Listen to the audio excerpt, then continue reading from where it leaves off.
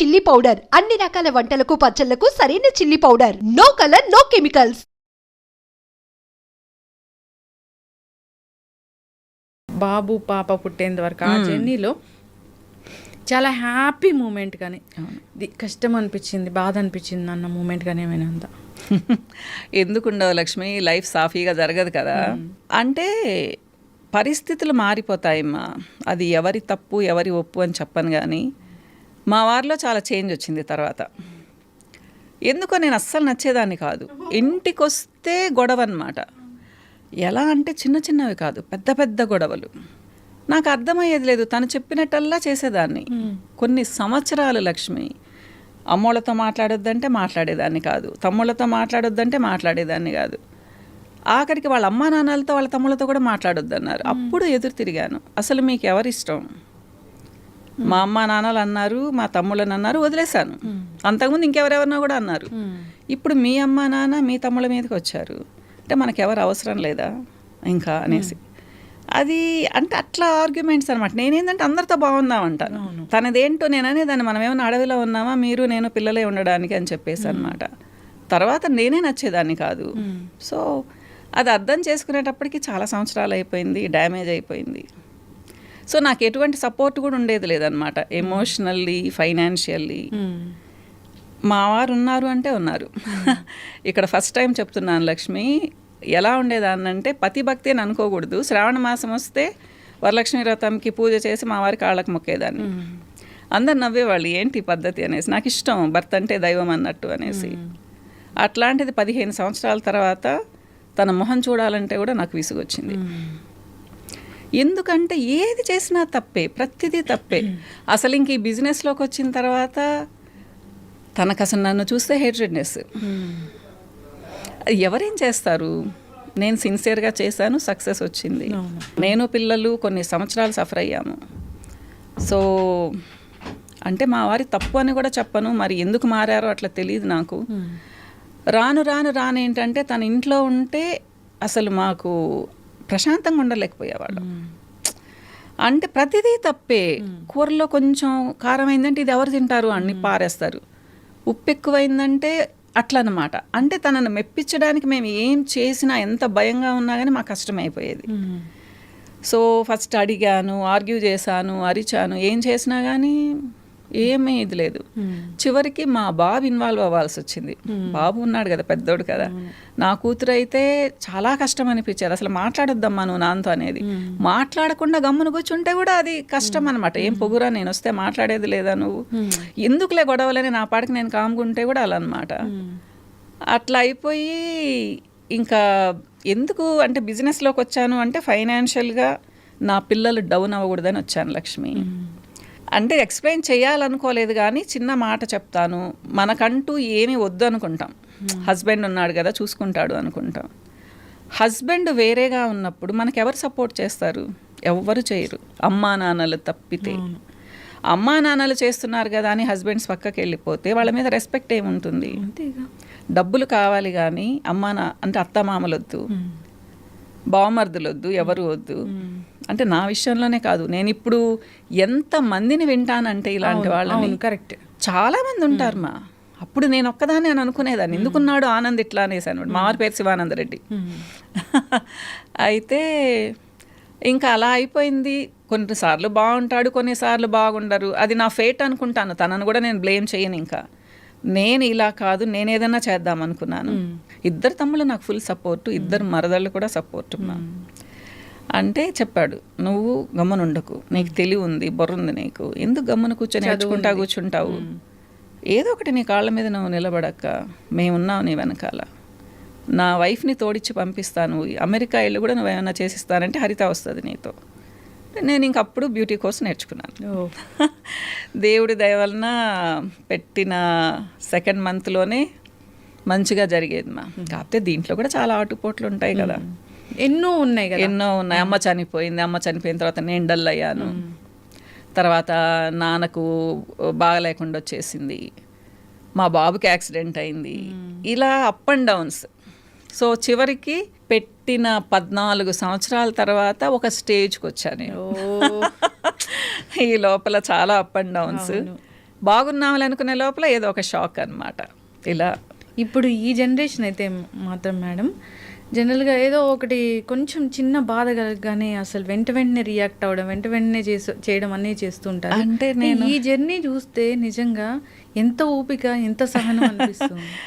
ఓపికలు వస్తాయమ్మా లక్ష్మి. నేను ఈ జనరేషను చాలా నాకు ముచ్చటేస్తుంది లక్ష్మి. కొంతమందిని చూస్తే చిన్న వయసులోనే వాళ్ళకి ఏం కావాలో వాళ్ళకి తెలుసు, ఒక గోల్ ఉంటుంది, దాని వైపుగా వెళ్తారు. అమ్మాయిలు అంటే ఏదో ఊరికే గమ్మన కూర్చొని వంట చేసుకుందామనే మెంటాలిటీ లేదు. అది తప్ప, నేను వంట చేసుకోవాలనే చెప్తాను. మీరు నా వీడియోస్ చూస్తుంటే మనుషులు చక్కగా పనులు చేసుకోవాలని చెప్తాను. కానీ మేము ఎలా ఉండేవాళ్ళం అంటే అవసరంలా, డబ్బులు అవసరంలా, హస్బెండ్ బాగుండి పిల్లలు బాగుంటే ఇంకేం కావాలి మనకు అనుకునేదాన్ని. అది చాలా తప్పుమ్మా. ఒక స్టేజ్లో ఎవరికైనా కానీ హస్బెండ్ సపోర్ట్ లేకపోతే వాళ్ళకి ఏం చేయాలా? అంతా నువ్వే చూసుకో, మాకు అసలు అవసరం లేదని వదిలేసి వెళ్ళిపోతూ ఉంటే హస్బెండ్స్ ఏం చేయాలి తర్వాత?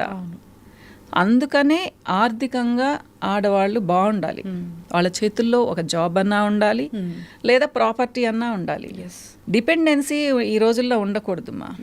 Correct ma'am. సపోర్ట్ అనేది కొంచెం చేస్తారు, కానీ ఒక ఫ్యామిలీని ఫుల్గా సపోర్ట్ చేయడం అనేది ఎక్కడా జరగదు. నిజంగా మనకంటూ ఒక వ్యక్తిత్వం ఉంటే అమ్మా నాన్న దగ్గర నుంచి డబ్బులు తీసుకోవడానికి కూడా ఒప్పదు కదా. ఎందుకు ఇవ్వాలి? అమ్మా నాన్నలు పెళ్ళప్పుడు డౌరీలు ఇస్తారు, ఆస్తులు ఇస్తారు, ఎంతో సపోర్ట్ ఇచ్చిన తర్వాత కూడా కేవలం వాళ్ళ దగ్గర నుంచే డబ్బులు తీసుకోవాలి అనే ఉద్దేశంతో అవతల వాళ్ళు సపోర్ట్ చేయకపోతే ఎంతని సపోర్ట్ చేస్తారు?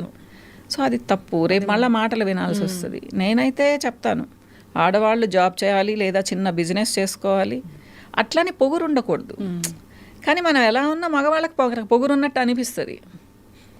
వాళ్ళు ఎప్పుడైతే డౌన్ అయిపోతారో, డౌన్ అవ్వకుండా ఉండాలి అంటే వాళ్ళకు మంచి వ్యక్తిత్వం ఉండాలి లక్ష్మి, మంచి అలవాట్లు ఉండాలి. ఒక తాగుబోతుకు, ఒక తిరుగుబోతుకి, ఎప్పుడు కార్డ్స్ ఆడే వాళ్ళకి సక్సెస్ రమ్మంటే ఎక్కడి నుంచి వస్తుంది? రాదు. నేను అందుకే చెప్తాను, అలాంటి మగవాళ్ళు ఉన్నప్పుడు నమ్మొద్దు అని చెప్తాను. నమ్మొద్దుమ్మా, మీది మీరు చూసుకోండి, మీ ఆస్తి మీరు జాగ్రత్త చేసుకోండి. మొత్తం వెళ్ళిపోతుంది లక్ష్మి, ఏముండదు మన దగ్గర.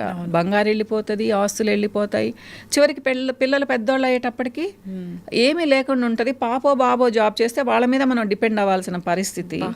ఎంతమందిని చూస్తాను లక్ష్మి నేను ఇట్లా. తర్వాత వీళ్ళ చేతిలో రూపాయి ఉండదు కదా, వాళ్ళు ఎలా చెప్తే అలా వినాలి. కొడుకు మనవాడే, వచ్చిన కోడలు మంచిగుంటే పర్వాలేదు, అమ్మాయి వేరే ఉద్దేశంతో వచ్చి అత్తగారిని చాలా చీప్గా చూస్తుంది. సేమ్ అదే పరిస్థితి అల్లుడు కూతురు ఇంట్లో కూడా. ఇప్పుడు అల్లుడు అటు ఇటుగానే ఉంటే కూతురు ఇంట్లో ఉంది, ఆమెకి ఏం వాల్యూ ఉంటుంది చేతిలో రూపాయి ఉండకుండా ఉంటే? కానీ లైఫ్ పార్ట్నర్ కరెక్ట్గా రాకపోతే మనం పిల్లల దగ్గర ఉంటే ఏంటి మన పరిస్థితి?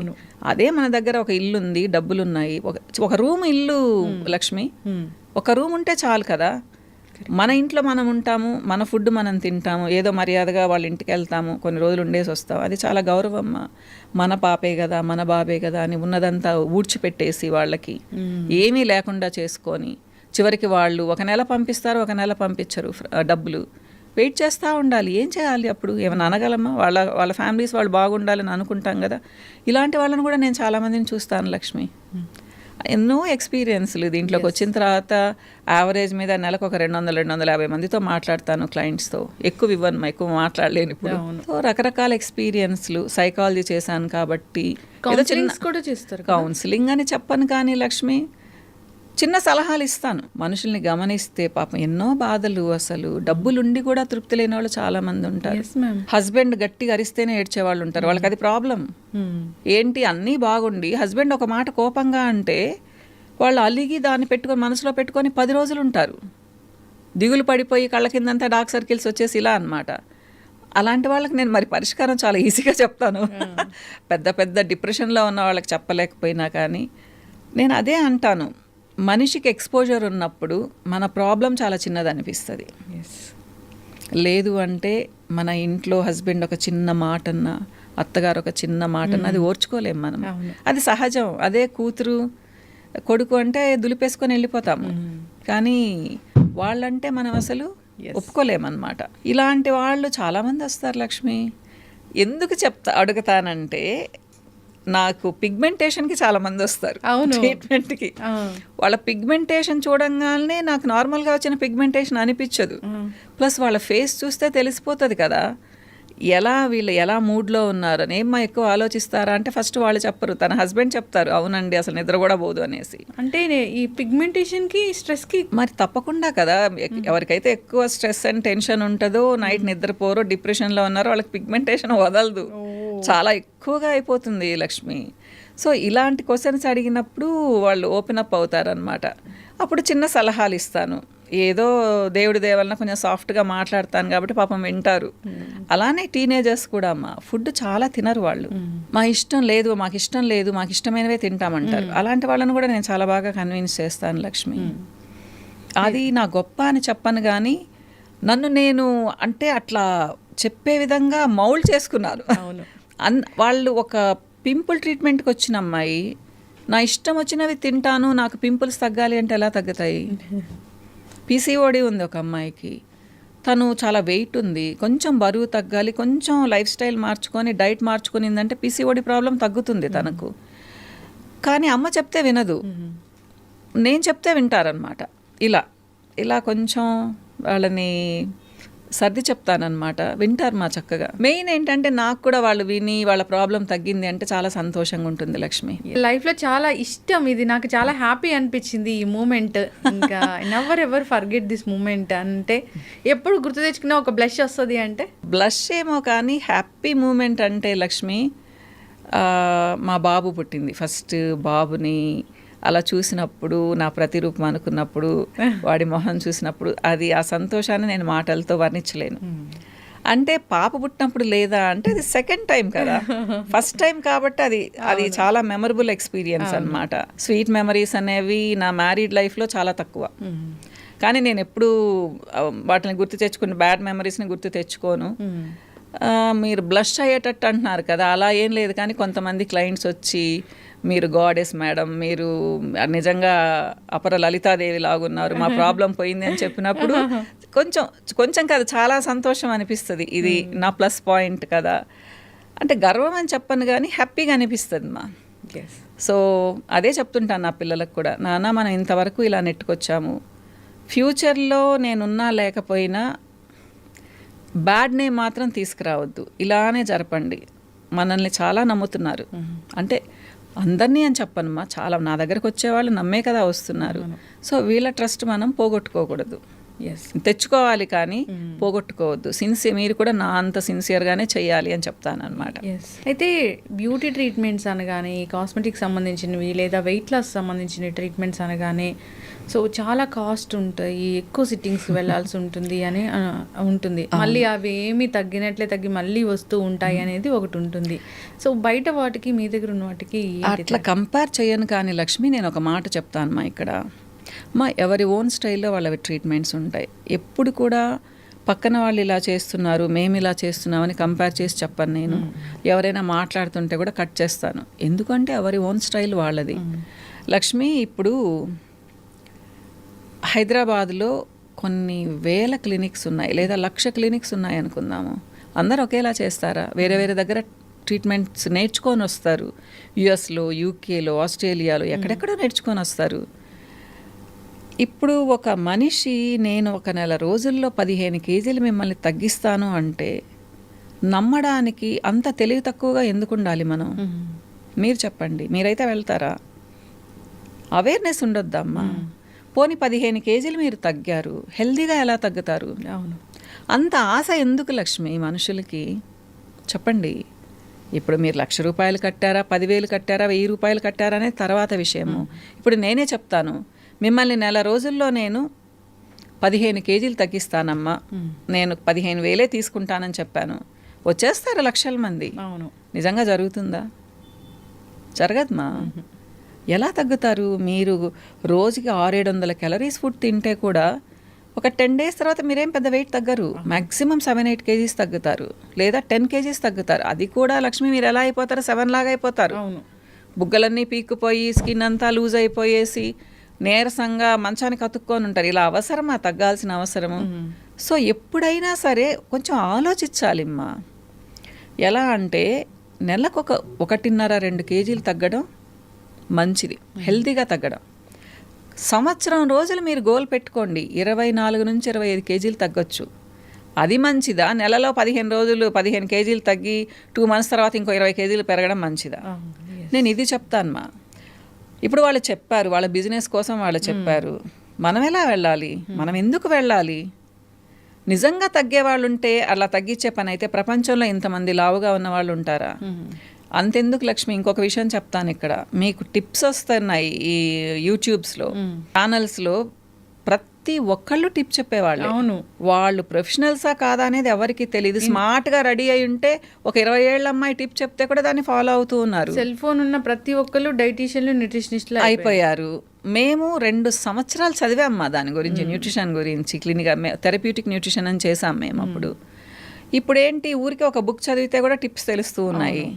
సో ఎవరు చెప్పినా నమ్మేస్తారా? మీకు ఒక క్వాలిఫికేషన్ అవసరం లేదా? ఎక్స్పీరియన్స్ అవసరం లేదా? మరి ఇది ఎవరి తప్పు అంటారు లక్ష్మి? మన తప్పే కదా. నేను అదే చెప్తాను. కొంతమంది నా దగ్గరికి వచ్చి కూడా కంప్లైంట్ చేస్తుంటారు, పలానా దగ్గరికి వెళ్ళాం మేడం, ఇలా చెప్పనే లేదు, వాళ్ళ దగ్గర మీరు 15 నిమిషాలు టైం తీసుకుంటారు, అసలు వాళ్ళు 2-3 నిమిషాల్లో పంపించేస్తారు అంటే ఎవరి ఓన్ స్టైల్ అది, వాళ్ళని తప్పని మనం అనుకోలేము. అవును, మీరు డబ్బులు కట్టే ముందు మీరు కనుక్కోవాలి. ఇకపోతే మీరు అడిగారు, మేము అసలు ఎవరిని ఇదిగో ఇలా ఫుల్ సిట్టింగ్స్ తీసుకొని చేరండి అని చెప్పమ్మా. ఒకసారి చూడండి, తర్వాతే మీరు కమిట్ అవ్వండి అని చెప్తాము. అది కూడా అది నేను స్కిన్ ట్రీట్మెంట్స్కి, ఒబేసిటీకి అసలు గిషన్స్ తీసేసాను, ఎన్నో సంవత్సరాలు అయిపోయింది. ఎందుకు తీసేసానంటే దానివల్ల పెద్ద ఉపయోగాలు లేవని తీసేసాను. నేను ఏది చదివినా ఏది చేసినా డీప్గా వెళ్ళిపోతాను. నాకు తెలిసింది ఏంటంటే కంటి తుడుపు చర్యలు అవన్నీ. సో మెషిన్లో తీసేసి ఓన్లీ డైట్ చెప్తానమ్మా. నా ఒక 2-3 ప్రోడక్ట్స్ ఉన్నాయి, ఎందుకంటే నీరసం రాకుండా ఒక ప్రోటీన్ ఇస్తాను. అది కూడా పెద్ద కాస్ట్లీ ఉండదు లక్ష్మి, నాది చాలా చీప్ ట్రీట్మెంట్స్ అనుకుంటారు, నావి కూడా చాలా కాస్ట్లీ అని. సో నెలకి ఒక 3,000 అంతే. మీకు ఇక్కడ ఫ్రాంక్గా చెప్తున్నాను, నేను 3,000-3,500 అవుతుంది నాకు. మంచి డైట్ సజెస్ట్ చేస్తానమ్మా. వాళ్ళకి నీరసం ఉండదు, ఒక జుట్టు కూడా రాలదు, స్కిన్లో గ్లో పోదు, హెల్దీగా తగ్గుతారు. కానీ 1.5 నుంచి 2 కేజీలు మాత్రమే తగ్గుతారు, నేను చెప్పినట్టు విన్నారు అంటే. అదే హెల్దీ వెయిట్ లాస్. నేను ఎప్పుడు చెప్తాను, నేను కొంతమంది అంటారు మేడం ఎంత కావాలన్నా ఇస్తాము, మాకు ఒక 2 నెలల్లో రిజల్ట్ రావాలంటే అసలు మీరు రానే వద్దమ్మా నా దగ్గరికి అని చెప్తాను. అంత ఫ్రాంక్గా చెప్తాను నేను, ఏదైనా అంతే. ఇక మీరు అన్నారు నిలుస్తుందా పర్మనెంట్గా అంటే, మనమేం దేవతలం కాదమ్మా, ఒకసారి బాగా అయిపోయిన తర్వాత అలానే మెయింటైన్ చేయడానికి. ప్రతి ఒక్కటి ఎక్కడం తగ్గడం ఉంటుంది కదా, మెయింటెనెన్స్ అవసరం. అది దేని నుంచి వస్తుంది? ఫుడ్ నుంచి వస్తుంది. మీకు ఒక పిగ్మెంటేషన్ ఉంది, పింపుల్స్ రాకుండా ఉండాలి, హెయిర్ లాస్ లేకుండా, హెయిర్ లాస్కి ఇక్కడ కొంచెం పక్కన పెడదాము, బరువు పెరగకుండా ఉండాలి, సో గ్లో ఉండాలి అంటే 4 నెలలు మీరు ప్రోడక్ట్స్ వాడి ట్రీట్మెంట్ తీసుకొని తర్వాత వదిలేసి ఎండలో తిరిగి సరిగ్గా నిద్రపోకుండా మంచి డైట్ తీసుకోకుండా అంటే మళ్ళీ 4-5 నెలలకు మళ్ళీ మీరు మామూలు అయిపోతారు. అంతేకాని ఇవి అద్భుతంగా అన్ని నెలలు ఊరికే ఎలా పనిచేస్తాయి? సో నేనేం చెప్తానంటే, ఒక పిగ్మెంటేషన్కి ఒక అమ్మాయి వచ్చింది, ఒక లేడీ వచ్చింది, 4 నెలలు నావి వాడండి మా అంటే 4 times వాడండి. తర్వాత మీరు ఇన్ని ప్రోడక్ట్స్ ఒక 4-5 ఇస్తాను కదా, ఇన్ని వద్దు, ఒకటే వాడండి, అది కూడా రోజు వద్దు, వారానికి 2-3 సార్లే మెయింటెనెన్స్కి వాడండి, చక్కగా ఇలానే స్మార్ట్గా ఉంటారని చెప్తాను. ఇది పెద్ద కష్టం కాదు కదా, ఎవరమైనా ఒక ఎండకు తిరుగుతాము, ఒక గాలికి తిరుగుతాము. అది లక్ష్మి, నేనైతే అట్లా చెప్పేస్తాను మా. ఇష్టం ఉంటే తీసుకుంటారు, లేదా వెళ్ళిపోతారు. నా కన్సల్టేషన్ కూడా చాలా తక్కువ ఉంటుంది, కనీసం ఒక 12 సంవత్సరాల నుంచి అదే కన్సల్టేషన్ నాది. కన్సల్టేషన్ కాదు మా, నాకు ఎలా అనిపిస్తుంది అంటే, నా వల్ల కొంతమంది బాగుపడ్డారు అంటే అది నాకు క్రెడిట్. సో నేను చాలా హ్యాపీగా ఫీల్ అవుతాను, గుండెల మీద చేయి పెట్టుకొని నిద్రపోతాను. నేను ఈరోజు ఇంతమందిని చూశాను అంటే, ఇప్పుడు వచ్చిన వాళ్ళు నెక్స్ట్ మంత్ వస్తారు, లేదా 1.5 month తర్వాత వస్తారు, వాళ్ళు ఫీడ్బ్యాక్ ఇస్తారు, మేడం ఇంత బాగుంది అంత బాగుందంటే ఆ రోజు ఇంకా చాలా అద్భుతంగా ఉంటుంది, ఆకాశంలో ఉంటాను. అంతే అలా అన్నమాట. ఖచ్చితమైన రిజల్ట్ వచ్చినప్పుడు అవును, అంత సంతోషం ఇంకా నాకు ఏది రాదు. కాకపోతే నా ఫ్యామిలీ లైఫ్ చాలా ఎంజాయ్ చేస్తాను మా. సో బాబు పెళ్ళైపోయింది, నాకు ఒక బుజ్జి మనవరాలు ఉంది, సో స్నిగ్గీకి పెళ్ళైపోయింది. మేమందరం ఉన్నప్పుడు చాలా ఎంజాయ్ చేస్తామన్నమాట. ఫ్రెండ్ సర్కిల్ బాగుంది, కజిన్స్, మా వారి వైపు కజిన్స్, నా కజిన్స్ అందరం బాగుంటాం, ఫంక్షన్స్ జరుపుకుంటుంటాం, అంతా చాలా బాగుంటాం. బట్ పోస్ట్ డెలివరీ చాలామంది వెయిట్ పెరుగుతూ ఉంటారు, దాన్ని తగ్గించుకోవడం ఇంకా టఫ్ జాబ్ అంటారు. అంటే అప్పుడు ఫీడింగ్ ఉంటుంది కదమ్మా, ఫీడింగ్ ఉన్నప్పుడు అమ్మలు తినాలంటారు. పాపం ఎవరైనా కానీ పెద్దవాళ్ళు వచ్చి ఉంటారు ఆ టైంలో చాలామందికి, ఆ పాపకు కొంచెం అవగాహన ఉండి కొంచెం తిన్నా కానీ ఇద్దరిమైన తినాలి అని చెప్పేసి ఆ పాపకు ఒక 1015 క్యాలరీస్ 100 క్యాలరీస్ ఫుడ్ ఎక్కువ ఇచ్చారనుకోండి, ఆల్రెడీ ప్రెగ్నెన్సీలో బరువు పెరిగి ఉంటుంది తను. ఇప్పుడు మళ్ళీ 1500 క్యాలరీస్ ఎక్కువ తీసుకుంటే ఇంకా బరువు ఎలా తగ్గాలి ఆ పాప? 1 year అయ్యేటప్పటికి 1 year వరకు ఫీడింగ్ ఇస్తున్నారు చాలామంది, ఒక 10-15 కేజీలు మళ్ళీ పెరిగి ఉంటుంది. అదంతా ఎప్పటికి తగ్గాలి? సో అవగాహన ఉంటే ప్రోటీన్స్ ఎక్కువ చేసుకునేసి క్యాలరీస్ తగ్గించుకొని టోటల్ క్యాలరీస్ ప్రోటీన్స్ దాంట్లో ఎక్కువ ఉండేలా చూసుకుంటే అంత బరువు పెరగరమ్మా. కానీ పాప మీ నాలెడ్జ్ ఉండేవాళ్ళు చాలా తక్కువ మంది ఉంటారు, ఉన్నా కానీ పెద్దవాళ్ళు వినరు. తినాల్సిందే అంటారు. ఒకవేళ పాలు తగ్గిపోతే నువ్వు తినలేదు, నీ బిడ్డకు పాలు తగ్గిపోయాయంటే అదొక గిల్టీ ఫీలింగ్ వస్తుంది. ఓహో అనేసి ఎవరమైనా కానీ ఏంటంటే టకటక తినేస్తాం ఫుడ్. అందుకని కష్టమైపోతుంది మా. లేకపోతే ఫీడింగ్ ఇచ్చేటప్పుడు మళ్ళీ నార్మల్ వెయిట్కి రావాలి. మేమందరం వచ్చేసాంగా బాగానే. ఇప్పుడు ఏంటంటే రిచ్ ఫుడ్ తింటున్నారు, కొంచెం దాంట్లో ఫ్యాట్ కంటెంట్ ఎక్కువ ఉంటుంది, అవగాహన ఎక్కువైపోయి ఇంకా ఎక్కువ కన్జ్యూమ్ చేస్తున్నారు. దానివల్ల ప్రాబ్లం అనిపిస్తుంది, తగ్గడం అనేది చాలా కష్టం అనిపిస్తుంది. డైట్స్ పాటిస్తే తగ్గుతారు.